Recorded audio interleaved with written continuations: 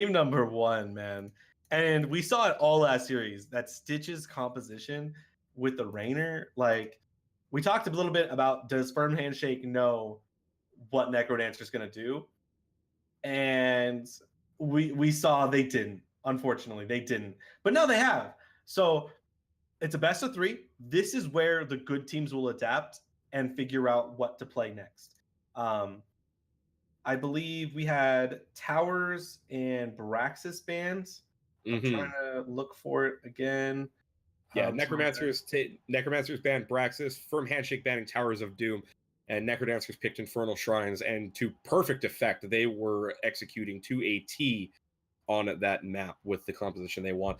It will be Tomb of the Spider Queen we're going to for game 2, the same map we saw them play against the players from Psystorm Gaming. It is Necrodancer's pick, so it will be Firm Handshake with pick number 1 in the draft. Again, we'll see if we see any changes to their draft strategy here after letting Medivh and Stitches through the rotation in game number 1.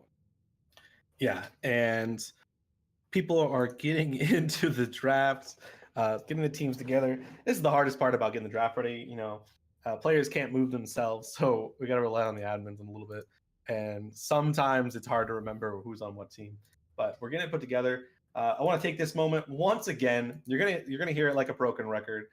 Follow and subscribe to the HeroesHype channel. It's greatly appreciated. We have the Patreon. It's in chat. Patreon.com/HeroesHype. Please support us. We really appreciate it. All the money goes towards the live events and the production quality of everything. Obviously, someone needs a new internet connection because we're having a little bit of troubles the last game. But we really do appreciate all the support, and for everyone checking out the stream, feel free to follow us on Twitter as well at HeroesHype. But game number 1, we're in draft. Tomb of the Spider Queen, red side banning. It is Firm Handshake all over again. Let's see what they go with the bans. Let's clap 3 times and ban Stitches. Production saying that they have 250 down and 20 up. Felt like 20 bits per second up. It will be a first ban Blaze again. Firm Handshake really not wanting to play against that, but they are willing to play against either Medivh or Stitches, and that worries me after what we saw in game 1. Yeah, and we're gonna see the Uriel banned once again on the side of Necrodancers and Garrosh. I don't think they saw your 3 claps, man. I'm telling you, there was 3 claps and the word Stitches was dropped. That was the ban. I'm just a peasant gold player. What do I know? But what I saw last game was you probably don't want to play against those 2 heroes.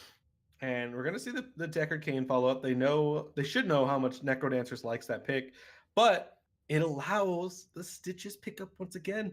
And do we see a Rainer in the first round? Like, I would love to see Rainer Stitches right now. Just drop it. Like, just say, hey, it's only game 2. We've already won the first one. If you couldn't beat it the first time, wow.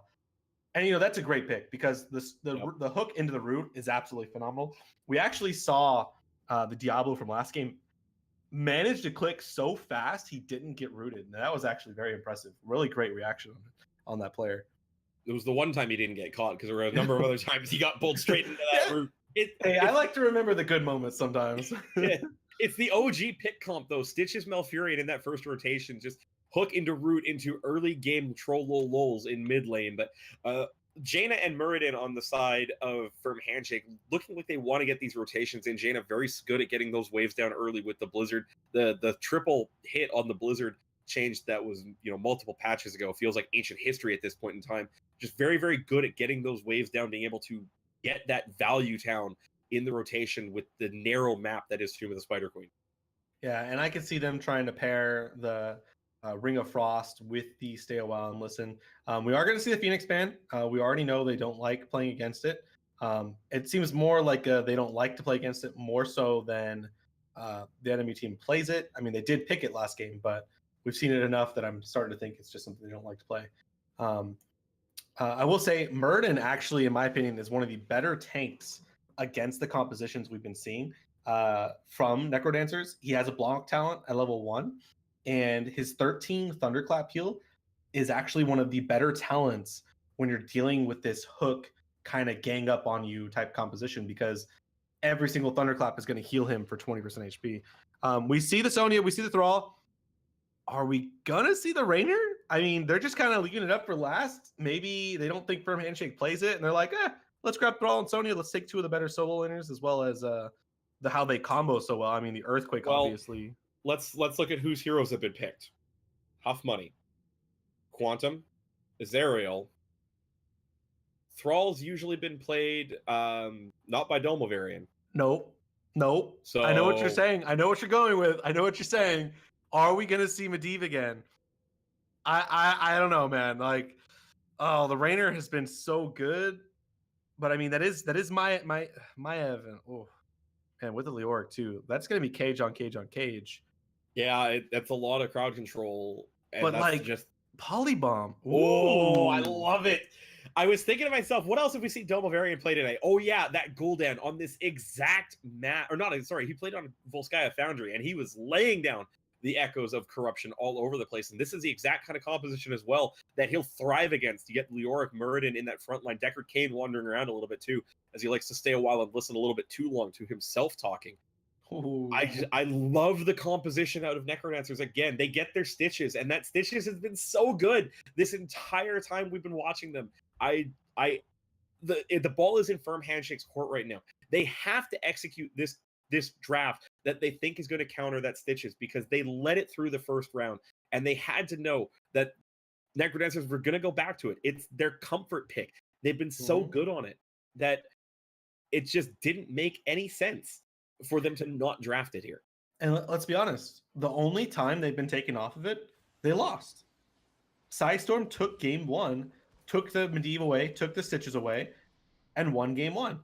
Necrodancers, post 13-16, with this composition, similar composition, have looked absolutely monstrous.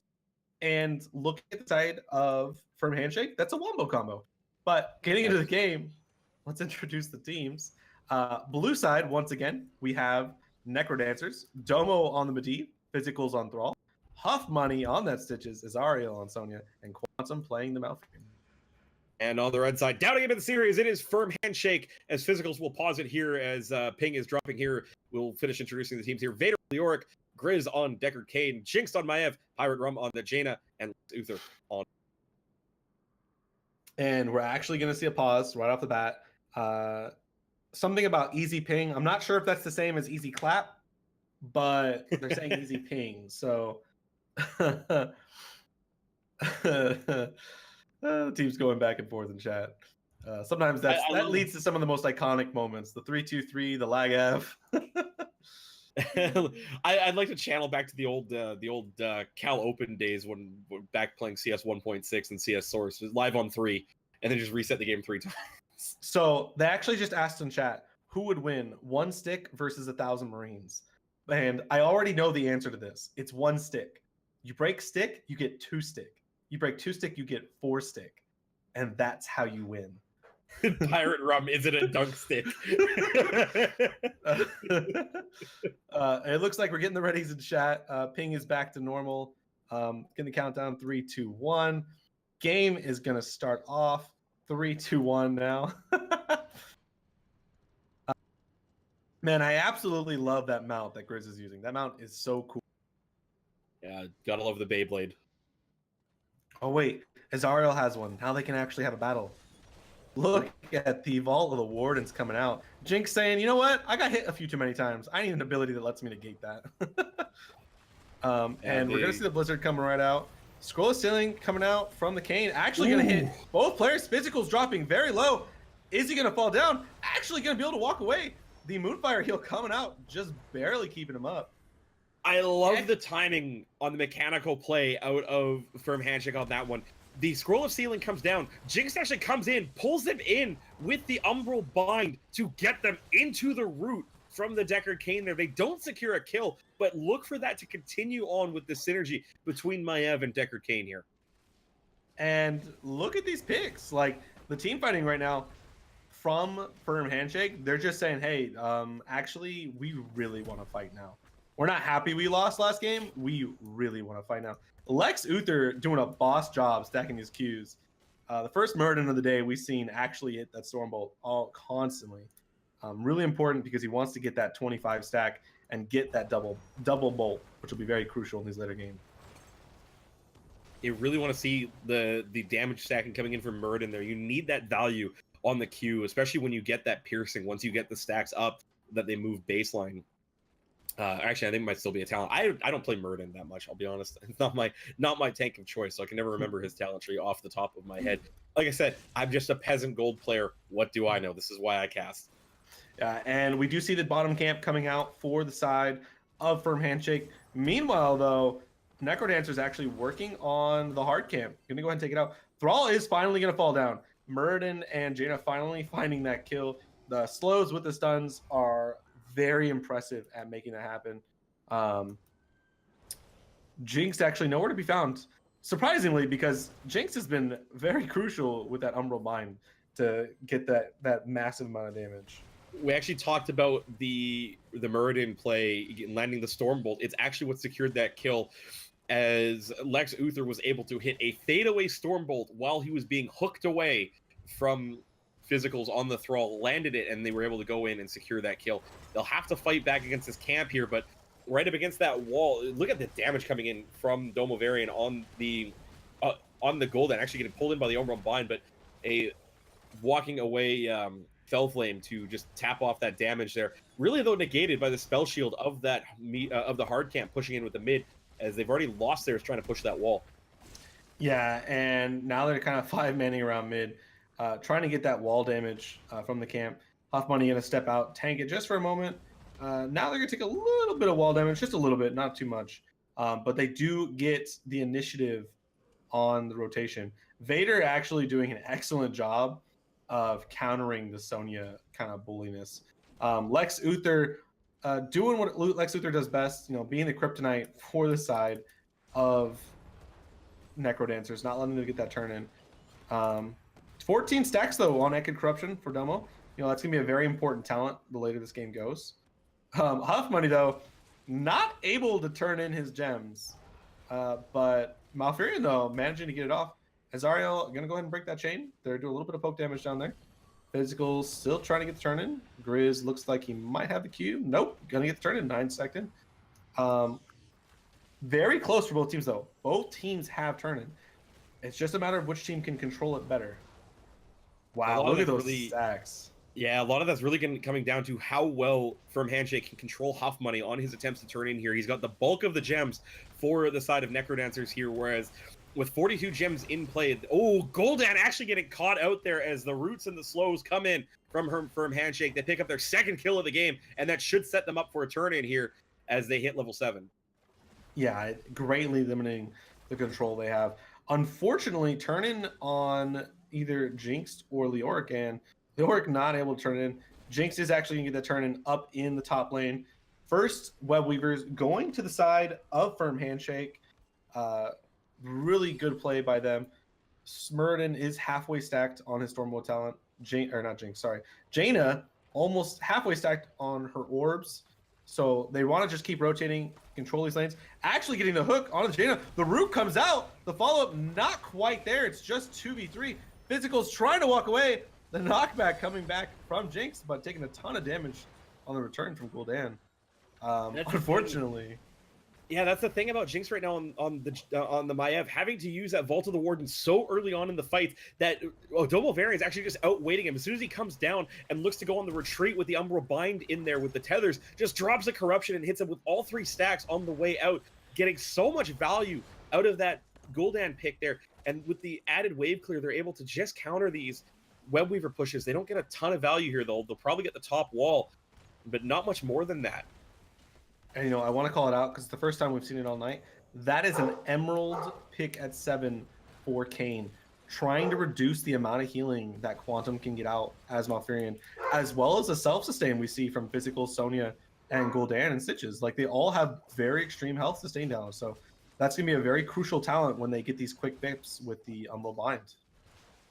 Yeah, it's going to be really interesting to see now if Firm Handshake are going to be able to goaltend both altars right now, as 15 gems all Necrodancers need to turn this around. Like to see them push the lanes back out before they get this turn in, though, as Huffmoney's actually going to eat a Stormbolt there. Big time pull from Jinx. They'll get Malfurion in there. No ice block available at all anymore. It's been patched out from Malfurion, so no matter what, even if he was at 13, wasn't going to save him there. And that is a critical pick on the side of Firm Handshake as they look to stretch this lead out towards level 10.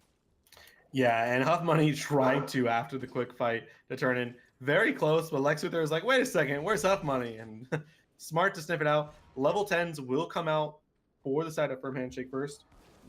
Excellent control by them. I'll say it again, Lex Luthor, 15 stacks at 7 minutes in, doing an excellent job getting those stacks off. And the gems. He's been the king of not getting caught. There comes the flip once again. Malfurion getting caught. Gonna go ahead and fall down. The stars coming down from Jinx level 4 talent. The Ring of Frost coming down, not hitting anyone. The wall coming up now. The knockback back into the fight. Jinx barely stepping away. That's a 3 for none. The level 10s came out at the perfect time. Well, on top of that, too, the turn-in from Azariel at the bottom lane there, had all the gems. He went and turned in at bottom, but they get no value out of this, really, because it's going to be an easy defense for the side of Firm Handshake. After they got those 3 picks, they've got the heroics, they've got every member up and already full as they went back. Now they come out to the wall here, where the Web Weavers have spawned very far back in the lane. Should be a very easy defense here, and I feel like that's a big opportunity lost on the side of Necrodancers here. They're not going to get any value out of this Web Weavers. Yeah, and I do want to point out, Ezreal did manage to get all the gems from Stitch's death. So he does have 38 gems in the hole. He is now a priority target. That's actually going to be a really smart move from the Jaina and the Leoric, try and get him down. Unfortunately, he does have Wrath Berserker now, as well as Life Funnel, which is a tremendous amount of healing. Domo actually being slowed down, doesn't have the ability to escape. The Stay While and Listen coming out. There comes the Fear. Getting the Fear on Merton, doing a ton of damage. The Earthquake comes out. Lex Luthor gonna drop. Will the Orc fall next? Ton of damage coming out. Trying to get the poke with the Q to finish him off, but the healing potion's doing just enough. This will be a back-to-back turn-in for the side of Necrodancers. Fighting back. Finding that kill and now being able to turn in with a full team. Making that level difference just evaporate right then and there. This is why they're so good. Even though they've been down fighting this whole time, they still managed to take a fight and win it. Firm Handshake gonna go ahead and take this middle camp, but that's Web Weavers coming out once again.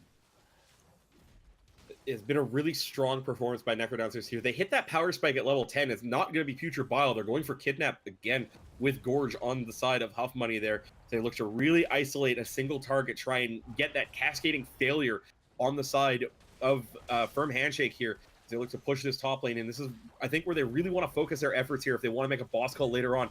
Get this vision pushed back in that lane on the side of Firm Handshake. Let them get there as they pull in Lex Luthor again, looking to try and follow up there. Gul'dan will finish the Echoed Corruption, but they won't find the kill as Lex Luthor able to keep his health bars up with the help of Deckard Cain and his potion arsenal. Yeah, but they will take the first 4 to the game. It is falling down here the bottom lane. Experience has now been evened out. Still up 5 kills, but the ball is in Necrodancer's court. If they can continue this XP lead, Jinx actually used the flip, getting rooted back in. The silence coming out. Doesn't matter about the cage. We're taking him down anyway. The Fear coming out, not going to be able to knock anyone into the team. It does fear people in the direction as wherever they're at compared to the center of the circle. But this enables boss. No Maya for 14 seconds. No Warden's Cage. They do still have Stay a While and Listen. But no Horrify and no Twilight Dream. Lex Luthor actually going to go ahead and step in. They're going to go ahead and run forward. Physical's trying to get in. The Earthquake actually comes out in time. The Kona Cold, though, gonna hit him. He's gonna take a ton of damage. But look at that self-healing. Murden's gonna go and fall down. The Root coming out on Pirate Realm. Azariel going in with that Wrath of the Berserker, showing us why it's called the Berserker. Domo, though, now gonna get caught out. Wow, look at that. Oh! Excellent. Jinx is now stunned and rooted as well. Oh my god, that was so money. It doesn't matter if he's hitting the enemy or his allies. What a god with those hooks. The Entomb onto Domo Varian, into the helping hand from Stitches, and the immediate follow-up by Azariel to push back and kill Vader on the Leoric. That is the strength of the Necrodancers right now with this composition. An immediate response on a mechanical level as these fights, these skirmishes break out. And a big reason why they've been able to come back and take the experience lead here on this game too. Yep. And we are going to see the 13 talents come out of Firm Handshake. A lot of damage in this tier and a lot of protection. We can see the Ancient Blessings. We see the Ominous Wrath. Anytime Leoric goes into Ghost form and just hovers around the enemy team, he chills their damage by 50%. Literally says take a chill pill and lowers the damage by 50%. It's going to be huge in these upcoming fights. And we do see a red side turn-in. The question is, how much value are they going to get out of this one? Their lanes, again, have been pushed very far back. That Siege Camp in the bottom lane also going to be doing at least a decent job stalling up the Web Weavers in that lane. So this feels like kind of a knee-jerk response on the side of Firm Handshake. They didn't get a chance to push their lanes out to get a little bit more value. They kind of rushed to turn in before the next team fight, which is really any second now, as Azariel is going to get collapsed in on the Entomb plus the Web Weaver and all 5 members, enough to get a pick. But there's Vader. He's going to get gorged. They're going to get him over the wall. There's no escape for the Ghost once he's over there. He's trying to get through. He will actually make it out, but takes so much damage in response. Almost the perfectly executed there, as the root was just a little bit early to try and keep him in place. Yeah, unfortunately, the Wraith Walk giving him the unstoppable, even if he did get rooted. Gonna go ahead and step away.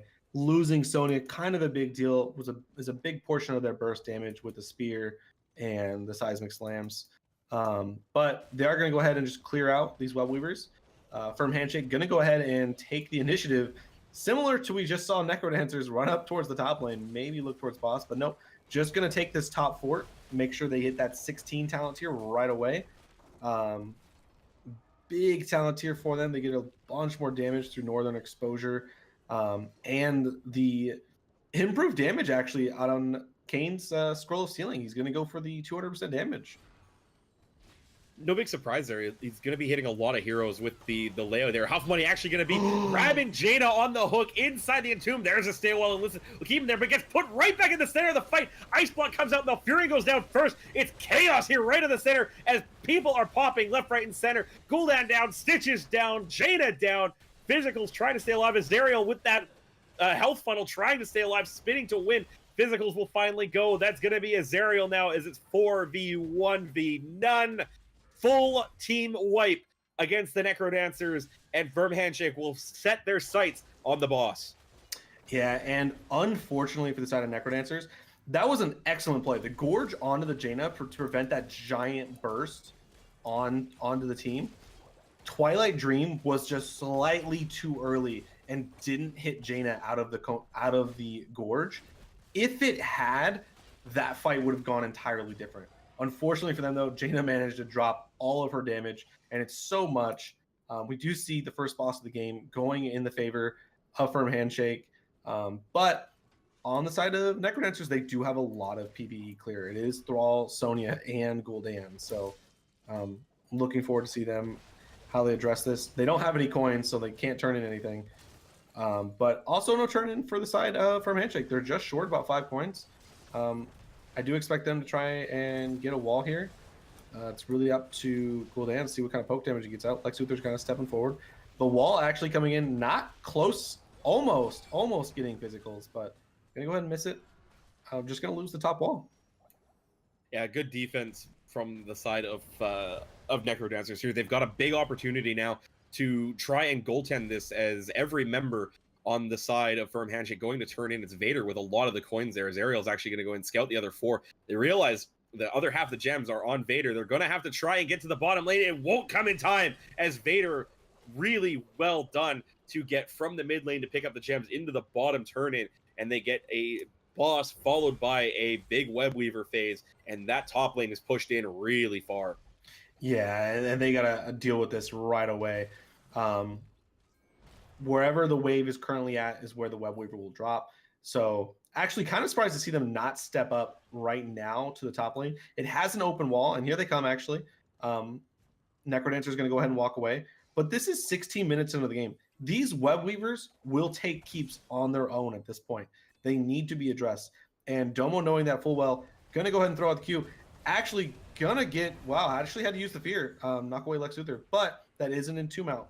I'd argue him Fear's alert a little bit more, but you know, he has to do what he's got to do at that point. Yeah, it's a longer cooldown on the Horrify than it is the Entomb, so really kind of a good trade if you're trading the Entomb for the Horrify at that point. And here's the Webweaver half health with that siege damage from Jaina and Lex Luthor coming in. There's the rest of the team coming in. Big stairwell, listen in the front line. Warden's Cage coming out. Throw will get obliterated in the middle as Ariel spinning to win. Can't win that hard. Quantum in there too with a 3-man Twilight Dream. Won't be enough to save him. 3 for none. It's a keep and possibly the game as Firm Handshake looking to finish. Yeah, and so much damage coming from the side of Firm Handshake. Domo, wow, actually sidestepping the stun. Too bad he has the rewind, gets it back off. Stitch is doing what he can. Doesn't have the kind of damage output, unfortunately, to deal with this rush onto the core. And the wave is about to reach the core, which is a big deal. I'm going to go ahead and tank for the enemy team. Vader healing for so much. One auto attack, just healing him so much. The Ancient Blessings does so much damage. Game number 2, though, going to Firm Handshake. GG to them, taking the series to 1-1. We have a game 3, boys and girls. Give me game 3 for the second game in a row. Necrodancers getting pushed to game 3, although in the previous series, they were the ones that were doing the clawing back. I think they found the answer to the Stitches composition. It is Deckard Cain and Maev, it seems, with the counteracting crowd control, the ability to just kind of get in their face, and a good AoE burst mage like Jaina just feels like a really good way to counter that. Domo Varian, though, like I said, putting out the damage on the Gul'dan just wasn't really able to find enough room to be fully effective, I think, with laying down those team fights, because he was usually the one getting caught by the Entomb. And if it wasn't him, it was physicals on the Thrall that just really kind of set up the failure in the composition on the side of Necrodancers when they got to the team fight. Yeah, and Domo being forced to use the Fear right before that end fight, absolutely crucial in the way this fight goes, because they have no way to interrupt that Mega Burst onto physicals and the Sonya. So both of the melees like almost instantly die. Quantum tries to get in and get a 5-man silence, actually gets the silence. Unfortunately, it's a little too late. Not enough follow-up left to get anything good there. And unfortunately for Domo, Gul'dan does not have that survivability or escape potential like the Medivh or the Raynor do. Actually, would have probably preferred to see the Raynor here. The extra auto attack damage as well as the knockbacks, in my opinion, would have been a lot stronger than the Fear. Mm-hmm. But we're going to get set up here for game number 3. Necrodancers taking the map pick. They will be taking